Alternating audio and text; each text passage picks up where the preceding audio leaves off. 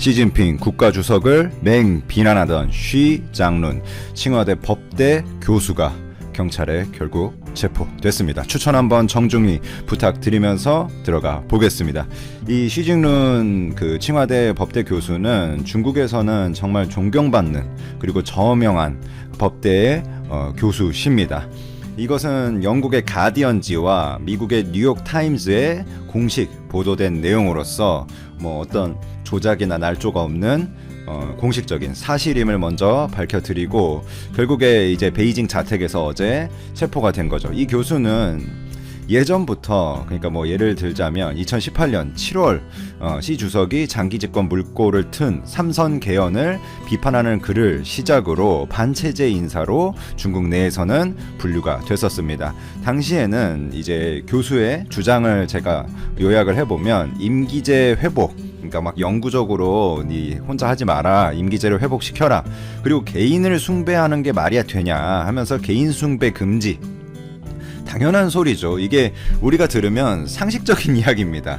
天安門 민주화 시위에 대한 진상을 규명해라, 그런 내용도 있고 여러 가지 해서 8가지 총 정치개혁을 요구한 바 있습니다. 그때부터 이 교수가 세상에 좀 알려지기 시작했어요. 그 전부터 이제 노력을 하셨지만 이런 정말 저는 깨어있는 사람이 중국에 아직 있구나. 이게 한 시진핑이라는 한 개인이, 어차피 시진핑도 국가 주석이라는 그 지위에 있기 때문에 중국 국민들이나 벌벌 떠는 거지 사람이잖아요. 그냥 한 개인일 뿐입니다. 근데 가진 권력이 워낙 어마어마하게 크다 보니까 막 사람 그냥 잡아다가 고문하는 거 일도 아니고, 그 다음에 이제 제가 여기서 녹음을 상에서 다 담을 수 없는 그런 참혹한 일들까지 이제 주저없이 일어나는 그런 위구르 사태라든지 우리가 보면 다 이해할 수 있는 부분이죠.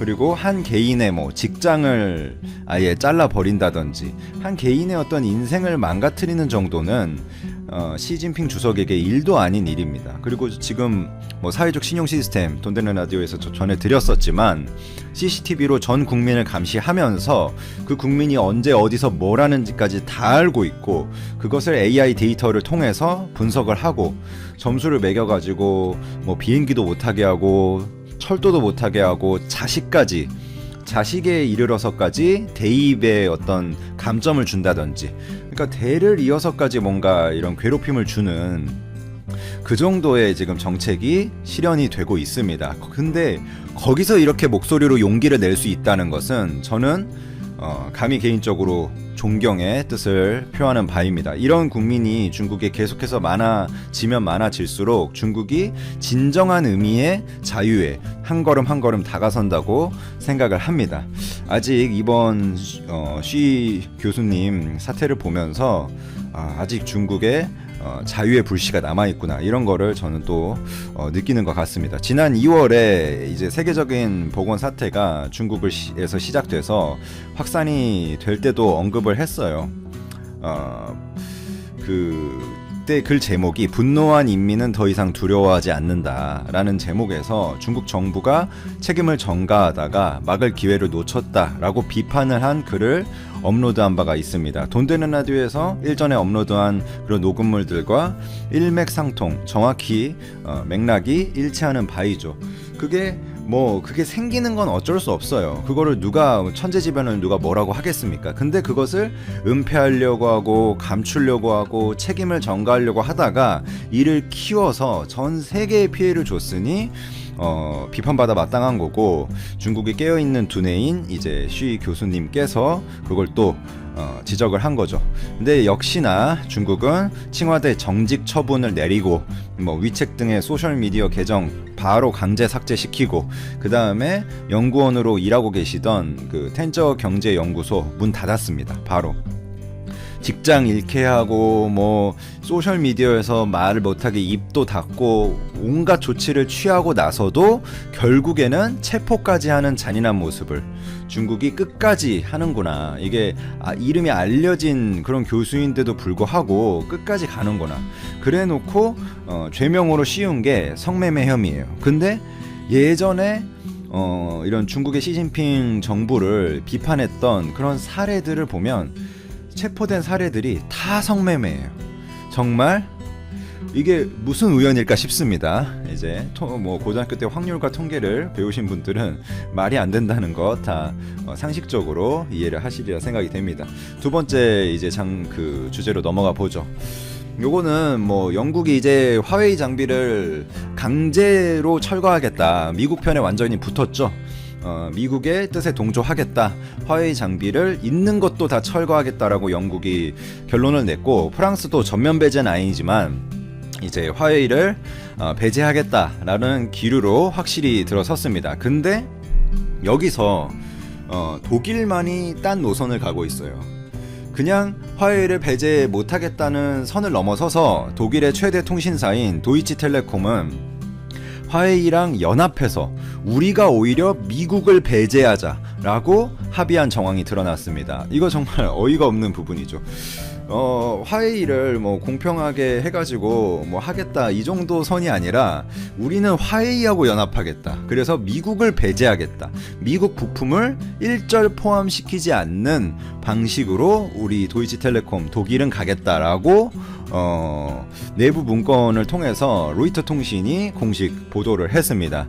요게 결국에는 5G 네트워크 주도권 경쟁에서 경쟁사보다 앞서가기 위해서 화웨이가 아무래도 궁지에 몰리니까 좀 더 저가로 공급하기도 하고, 중국이 워낙 보조금을 때려 부어놔서 화웨이가 통신 장비에서는 객관적으로 기술력이 있는 게 맞아요. 그러니까 도이치텔레콤이 이 틈을 타서 이제 화웨이랑 한번 손을 잡아보겠다라고 이제 비밀 문건으로 합의를 한 건데, 도이치 대변인은 더 뻔뻔합니다. 우리 회사는 화웨이와 긴밀한 관계를 맺고 있다는 것을 지금까지 숨긴 적이 없다라고 오히려 당당하게 나가고 있어요.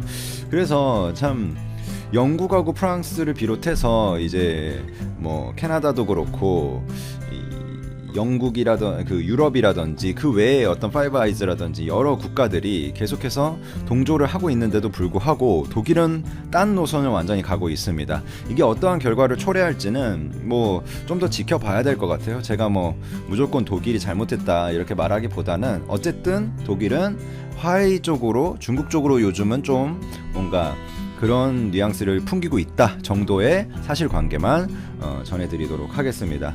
그리고 이제 뭐 미국은 화웨이를 넘어서서 여러 업체들로 그 포격을 확대하고 있죠.